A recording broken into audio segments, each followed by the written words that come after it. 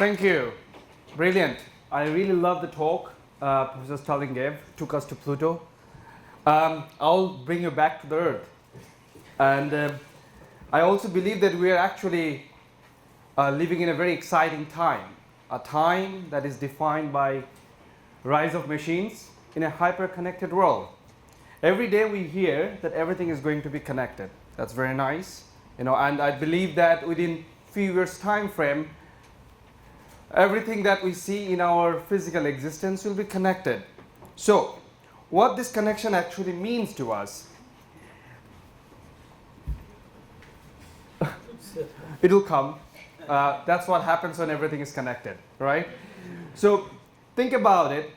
We are living in this so-called era that everything gets connected and so on. What it really means for human, right? If everything gets connected, where is the human, right? So I'm going to talk you today about that human aspect of this connected world, right? What we could bring to humans by making everything connected. Essentially, if my slides actually shows up, I could help, but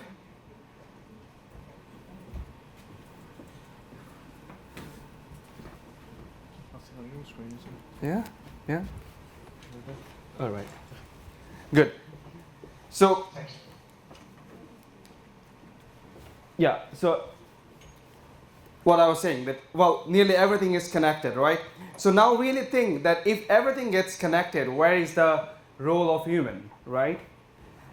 Now, if you look into the history of computers or in generally the ICT technologies, what we have seen is that the devices are becoming smaller and to some extent they are disappearing, right? So if that is going to happen, so we are now living in the smartwatches, the glasses era, and essentially if everything gets connected, do you really need any device in yourself? Just ask a question. If everything gets connected, everything else is connected, as a human, do you need any device anymore? Now, of course, probably you can say that, yes, I need to communicate with my families, friends, colleagues, and so on. I do need to have some sort of communication devices to make perhaps some communication. That's perhaps right. Probably you need to have sort of a way to communicating with people, but with the rest of the world, the communication that you do currently will go away. And in fact, it's already going away. I think you're all familiar with Nest. Or at least some of you who are working on this so-called Internet of Things era, thermostat, a learning thermostat that entered our home a couple of years back with the promise to cutting your energy cost by half. And it actually does that very well. Now the interesting piece is that it doesn't have any user interface. It doesn't require you to do anything anymore. You just bring it, connect, and then you're done. What you really see here is there's this new trend where machines become smarter by learning about you and then automating some part of your life to make you feel much more happier and do things that you like to do most. For example, I don't know how many of you actually tried to program a thermostat. It's one of the most difficult things you could really think of. The engineers are really engineers. They don't know how to build human-based systems. But anyway, that's a different story. But what the point you're trying to make is that by connecting everything, you are creating an opportunity to machines or the environments and the things to learn about you as a human and then act on behalf to do something that makes you feel more, let's say, like empowered in your everyday life. And as we are moving forward to this so-called zero interaction or zero interface era, this is going to happen. The question is how?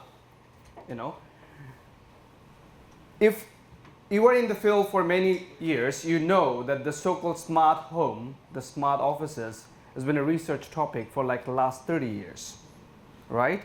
Roughly last 30 years. The very first smart home was developed by Professor Ken Sakamura in 1980s. I was born in 1980s, Until now, I can guarantee none of you in this room live in a smart home.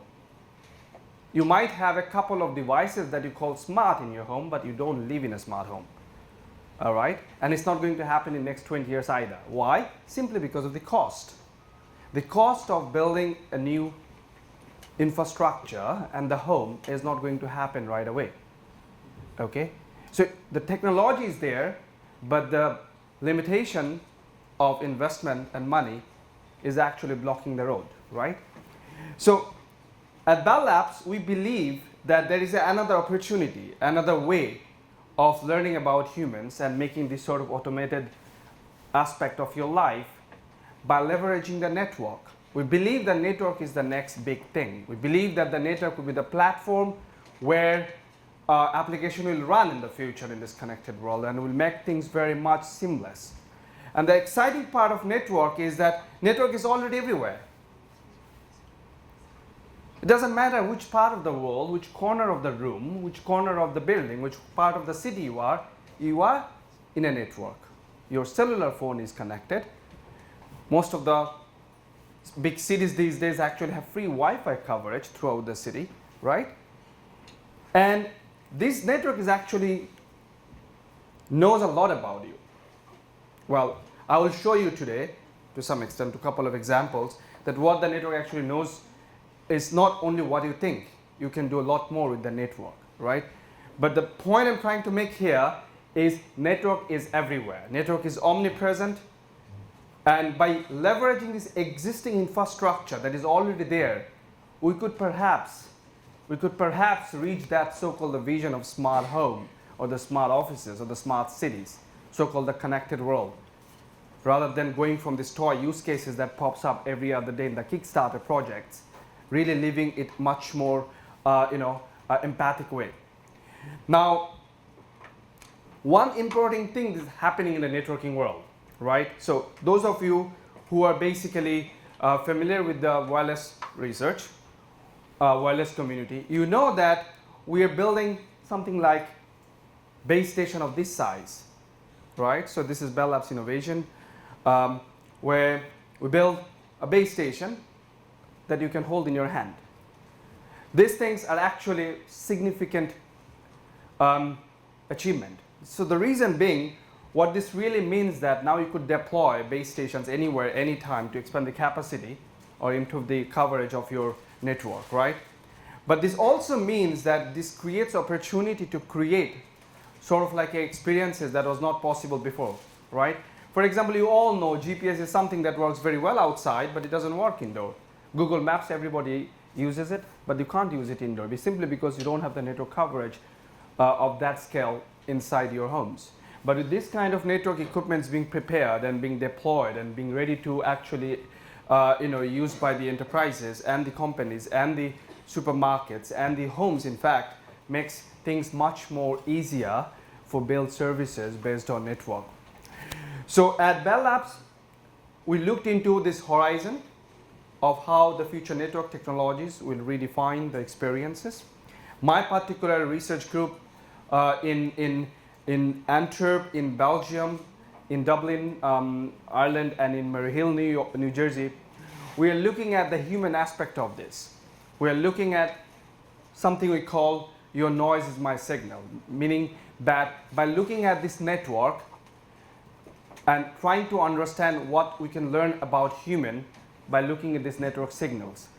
And I will show you that you can learn a lot of things from that. So the motto of my research is basically your noise is my signal, that how we could leverage what is something called network noise and turns them into human signals, so social signals. And it's specifically, there is two research questions that me and my team members are actually exploring. To what extent network could be used as a platform for this new world of connected objects, and to what extent the network could be used to understand human behavior. The team basically looks into behavioral economics and social psychology to find problems that are very important to human, and then apply computer science tools to solve that using only the network signal. And I'm going to talk today at least two of the projects. But let me give you like a broad perspective that what we could do. So for example, in the very top one, we're using residential network that you have the home gateway in your sort of like houses for providing you the Wi-Fi access to your home. So typically these gateways include some of the channel state information and this kind of stuff to do troubleshooting. That helps operator when you call your Wi-Fi provider, hey, my Wi-Fi is slow or Wi-Fi doesn't work. They do some sort of like a troubleshooting things, right? However, by leveraging that sort of information, that sort of noise information that is actually in the residential gateway, you could actually model human behavior. You could understand where human is, how many devices they're using, how often they use those devices, with whom they're actually watching right now a particular program. So you could basically uncover the dynamics of a residence just by looking into the network signal. Simply because more and more devices are connected. You know, say in 1980s you had only the desktop machines that were connected to the home, but more and more we are connecting all these devices and buying new devices that have internet connectivity, and that gives us more opportunities to understand human activities in the homes.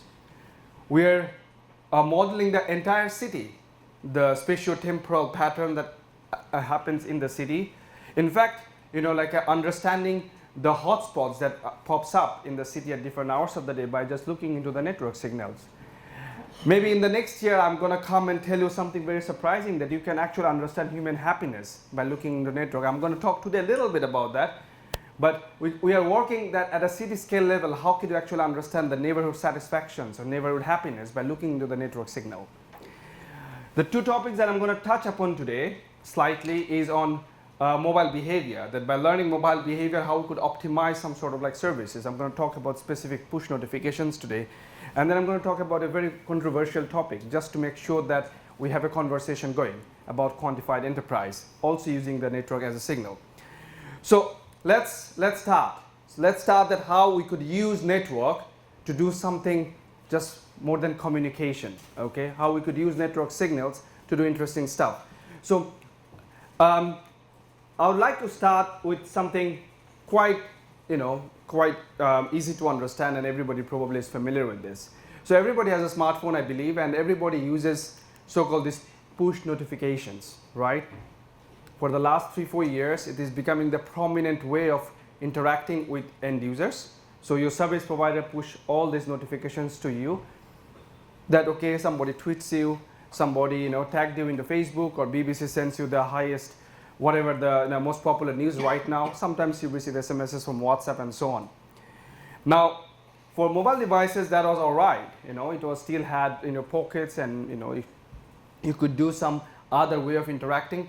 But think about wearables. In wearables, that's the only interaction techniques you have, right? That's the only way of interacting with you. And it's not that only 1 or 2 or 3 apps. There is this hundreds and thousands of applications that are being now installed on your wearable devices, which are keep sending you notifications all the time. Well, first of all, these are very distracting. These are very distracting. It distracts you whatever you do in your day, or you're in a meeting, or you're having a whatever important stuff. Something pops up and it distracts you. Research shows that typically it takes 14 minutes for an average individual to get back into a concentration level after a distraction happens. 14 minutes, all right? And we are very busy people these days. 14 minutes actually is quite important for us. So typically one way we deal with this thing, we actually try to, clear all the notifications. Okay, I don't care, maybe I'll look into later on, something like this. And in the process, we sometimes miss the important ones too. Now, notification has a side product. So let me have an audience participation. How many of you would actually trade money to battery life, to have a bit more battery life at some part of your life? Raise your hands. Really? Only that many people? Right. It is actually true that these days, you popped up this kind of thing. So these 5 pillars are the Maslow's curve, right? Maslow's needs of human needs pyramids. And we have now added these last 2 bits, that you need Wi-Fi as a primary human need, and then you need battery life. Basically without battery, you don't have life anymore, apparently. So what happens is this, that this push notifications is not only distracting, these are your energy eater. They eats your energy. And why I have to give you a very quick primer on how mobile push notification works. So basically, when you install an application, your application asks for a token from from the operating system and sends it back to the third-party provider, and third-party provider uses that token every time it sends a notification to you through the push notification server that the Apple or Google provides. For example, in the case of Apple, you have the Apple push notification services. For Google, you have the Google Cloud messaging service. And they basically sends it to the operating system, and then operating system pushes them to the application, right? Now, what actually happens is this, that if you understand this, you see that network is completely missing. Network is not there. It's all at the application level, right? And because it happens at the application level, they don't know the state of your phone. They don't know where your phone is in sleep mode, where your phone is actually active transmitting data. They don't know. And the problem is that typically when your phone is in the sleep mode, it's not transferring any data, it's in the idle mode. And then when there is a traffic, it goes into the sort of like a high power mode and then comes back again when there is no traffic. But it follows a trend like this, right? So what it happens that when you have a traffic, it goes high, and then it doesn't immediately go to the low power mode. It stays there anticipating some traffic will come. And because of that anticipation, which is called tail time by the way, it's actually killing your battery. So in fact, 39% of your battery that you have in your phone is killed by those tail time, anticipating traffic would come, right? Now, what we thought that let's make network into the play, right? Because this third-party provider, they do not know about your, your device status, but network provider knows, right? So we try to do exactly what I just said, that bring the network into the play. Network can become sort of like the gatekeeper between the message being exchanged from your device and the third party to make sure that you optimize your battery. Think about it, right? So in UK, I believe the major two operators is Vodafone and I don't know, Sky or Orange. So think about it. If as an operator I tell you, come to my network, I give you 40% energy on your battery. That's it, And I don't tell you how I do it. I just tell you, I'm going to, you just use my network, you're going to have 40% more energy on your battery, right? So that kind of like the story. So to do this, we try to understand how people use the notifications. Because what we really did, as I'm going to show, to know that we need to really understand how people perceive notification and uses notification. So we did studies, and we found, like, for example, what is the average time people it takes to attend a notification, which type of notification they address very quickly, which notifications, they don't necessarily look into it, and whether there is a sort of like a uptime for notifications, or whether there is a sort of like a hotspot in the day when people look into notifications. And then once you understood that type of notification and so on, we try to model behavior. So by model behavior, it means like human are by nature creature of habits.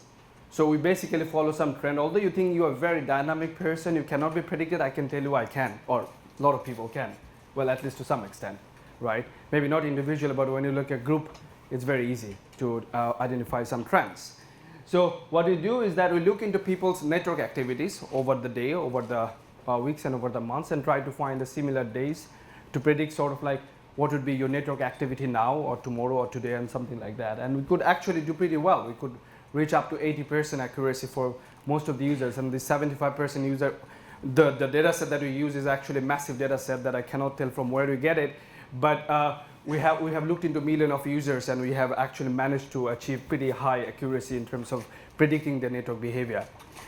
So then we build a system, the system that runs in the core of the network, that tries to capture whenever a notification being sent, tries to understand what is your device states, tries to predict if there will be a traffic would be initiated from your device, and if so, it waits.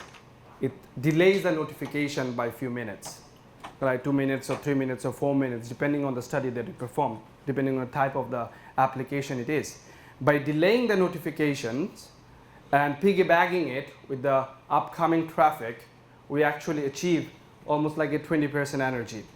And this is average energy for very active users, the people with the very, teenagers, For this kind of people, we actually go up to like 45% to some extent, right? So that's massive gain. Again, from an operator perspective, these are the secret sauces, right? I go and I tell, come to my network, I give you 30% more battery life, okay? So this is one classic example, or let's say, interesting example of how network could play a role in human experience, in designing human experience, okay? We learned behavior from the network about human, and then we apply that knowledge to optimize the network services. And this, in case, was just a push notification, right? So this is one of the ways I was mentioning that network could play a big role in our life. Now,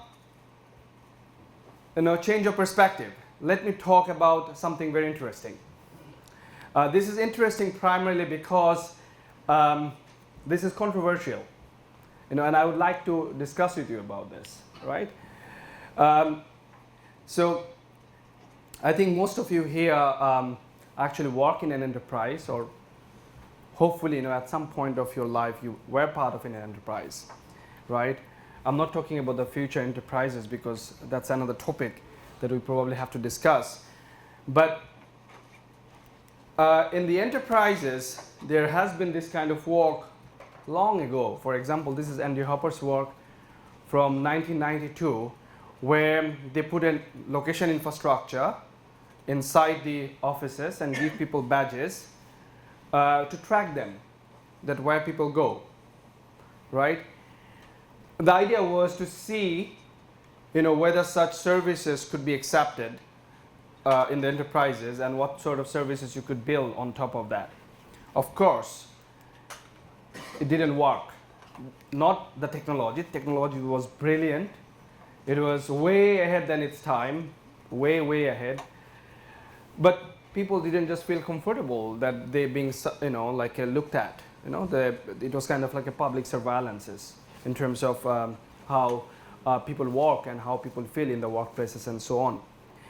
Now, thing has changed then, So we, as I was saying, that we live in so-called era of connectivity and sharing.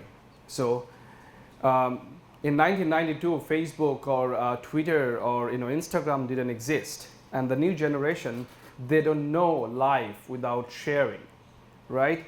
So what we wanted to understand was that the landscape change in the technology, whether it actually make any impact on individuals' perception and groups' perception in the enterprises in terms of like a tracking location through the network and so on. In fact, there is some very interesting work. For example, some of you may have heard of Hitachi's happiness badge, where they are trying to actually track people's happiness in the workplaces. And this is, don't take it lightly, it's very important. Happiness is a key word that needs to be researched well in our life, okay? And that's a very fascinating work. For the last 10 years, he's been working on this topic with his team members to understand happiness in the workplaces by looking into these badges. Professor Sandy Pentland from MIT with his team looking into the sociometer badges.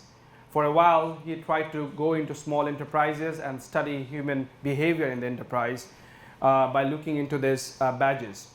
In fact, he has written this fascinating book. If you haven't read it, highly recommend it. Go and read it. It will change your perspective of life.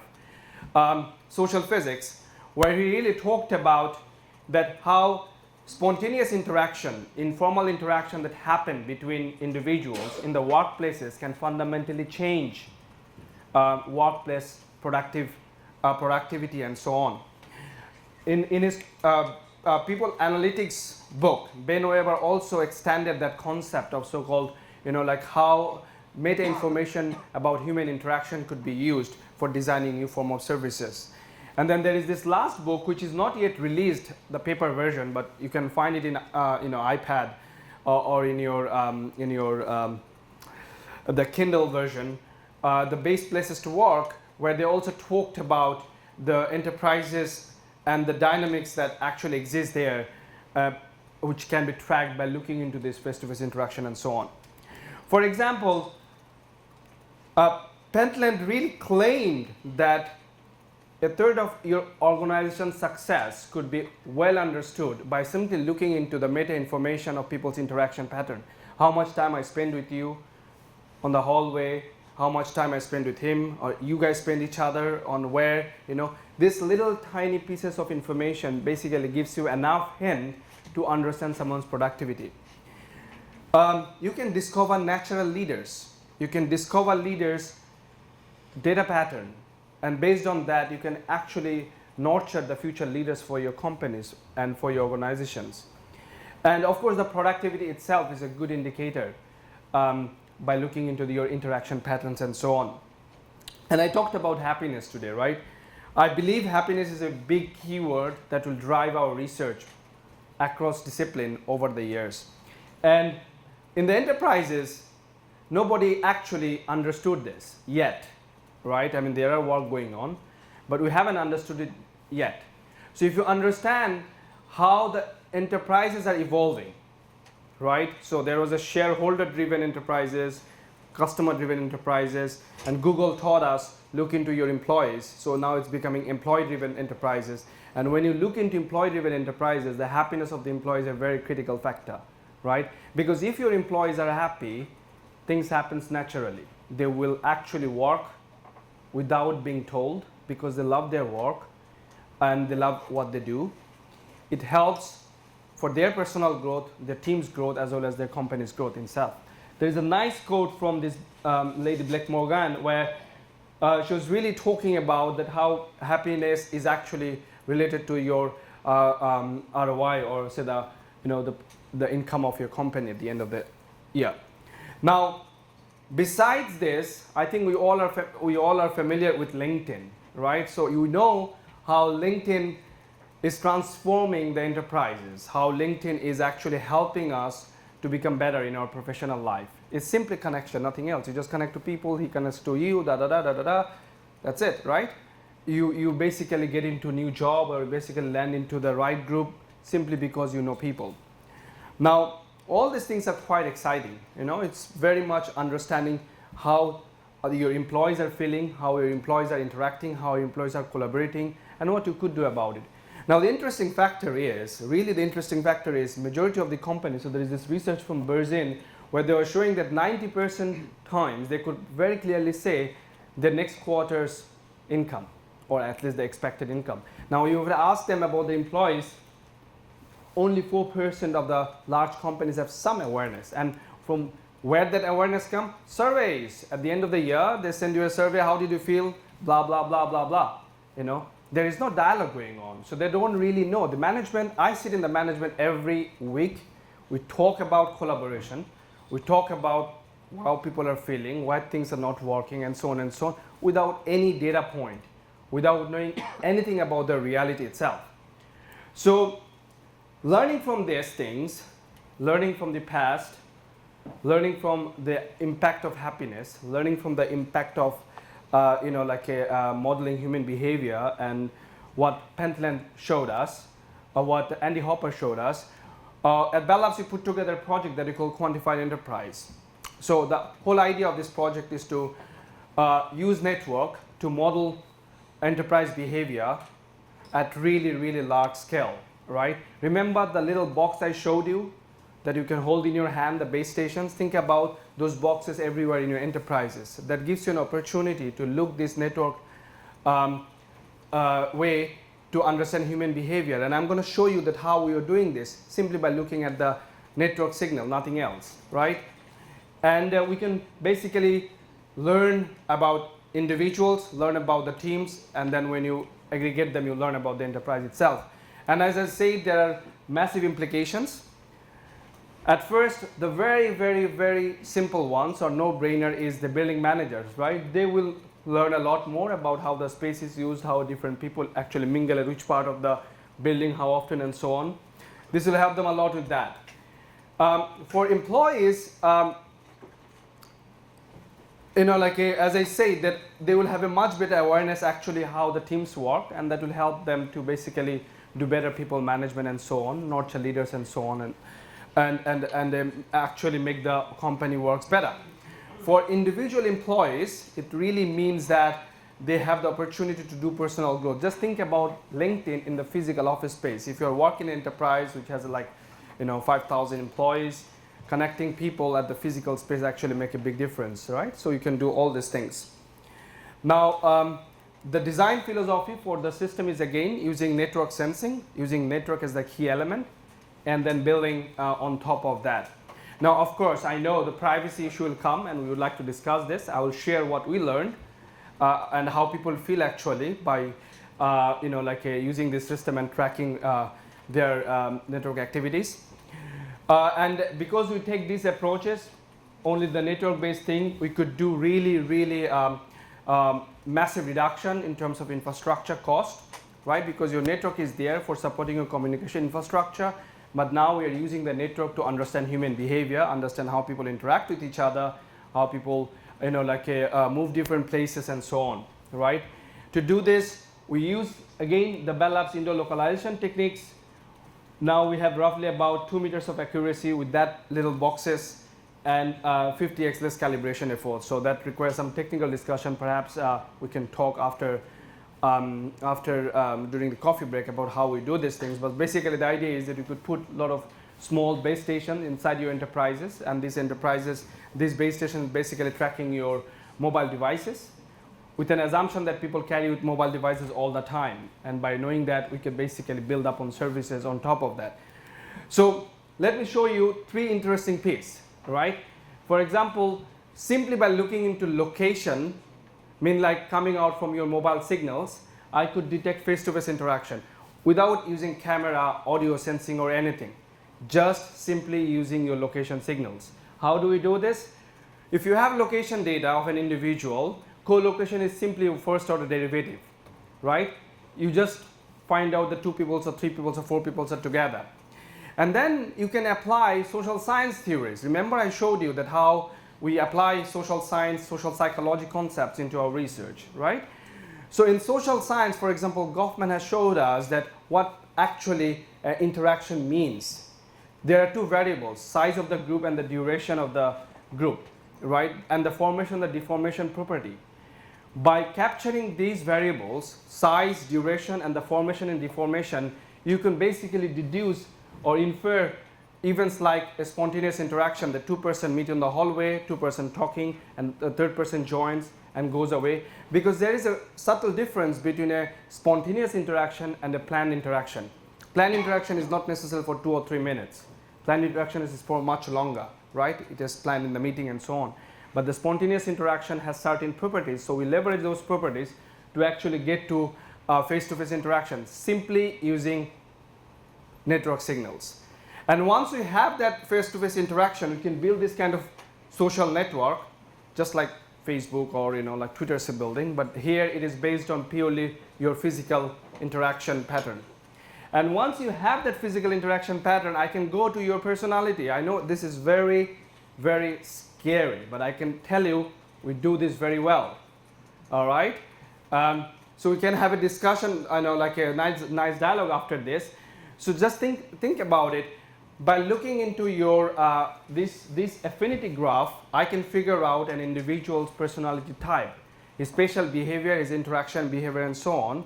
And we found that it's actually quite accurate. By looking into the baseline that comes from the survey data, we found that we can actually do pretty well, good job by looking into location coming up with your, with your personality type.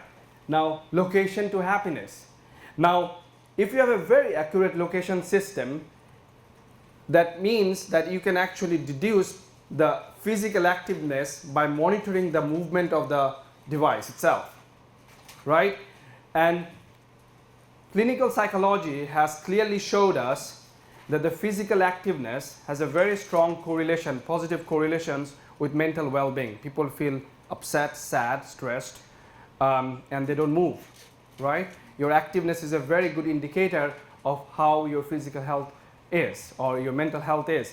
Now when you combine personality type, typically the person you are and the activeness you're observing, you get to happiness and stress. Okay? Don't blame me, blame the models. We do this. That's kind of like it. So I was just trying to say that what is our accuracy and precision right now. So we built some nice application on top of this. And I just want to end the talk by showing some of the application features. These applications are primarily built to support the users because they're sharing the location. So we need to provide them some incentive that why do they share the location and so on. So very first thing is they can actually have a self-quantification, as I was saying. We are living in a quantified self world these days. So how about quantifying yourself in your workplace to see with whom you interact with, where do you spend your time and so on and so on. To build a sort of like a timeline of your face-to-face interactions. This kind of event is a perfect good example. You meet different individuals, you go back home, you know, and you get like a nice listing of the people you interacted with. You press a button, you get his LinkedIn, whatever, you get connected.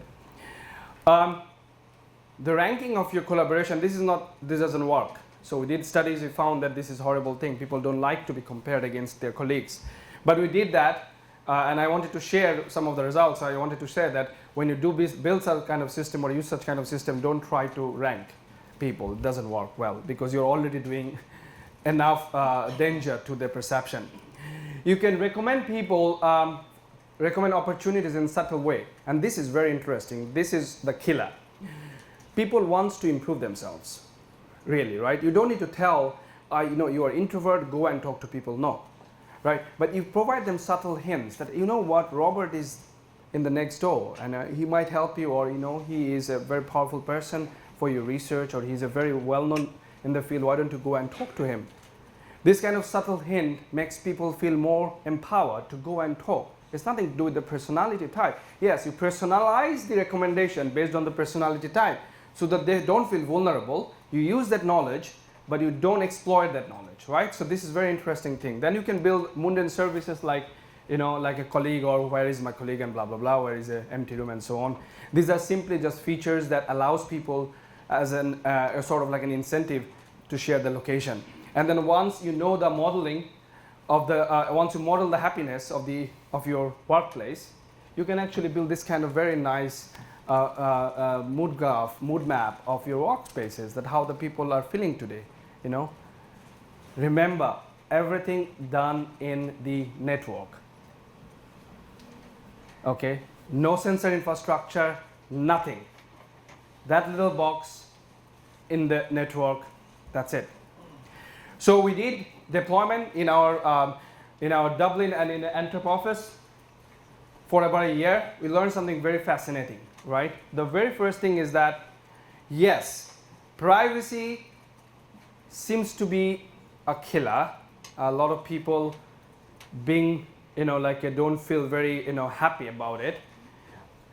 In the beginning, you can ask that, okay, you work for me, I want you to do this, that's it. That's the rule of the company. You wear the badges anyway. Why don't you just use the services?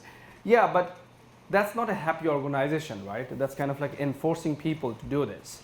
You really need to make people realize that this is a useful service for me, you know, and I want to use it. To give you an analogy, everybody knows Google is tracking you. Facebook is tracking you. Well, not everybody, at least the people who are informed, they know that. Then, but you still do this. You know, remember the Maslow's chart I showed you? It's simply because it gives you something back. Maybe your self-actuation, maybe you feel the need for belonging or need for being together, whatever, right? It gives you something. We wanted to understand that if we want to give such incentive in the enterprise, what it is.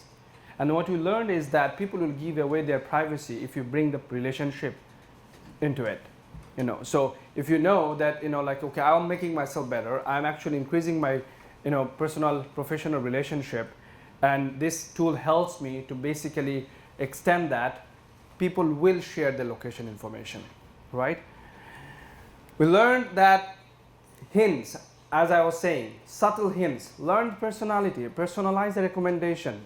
You know, you are working on C++, you know, and maybe, you know, Professor Starling's story that you want to work on this big supercomputing project and you need someone with that sort of background, you know. I mean, how do you find the people? Maybe that guy is that guy, he's sitting next to you. If the system can help you to do this, it helps you massively in improving your productivity and yourself, right? Give those recommendations that makes people better in their life. And finally, you know, like the opportunities are massive. You know, we still didn't figure it out. We've been running it for a year now in our 2 organizations. We are now extending it to our Murray Hill location, which is covering 3,000 people. Hopefully we'll learn more.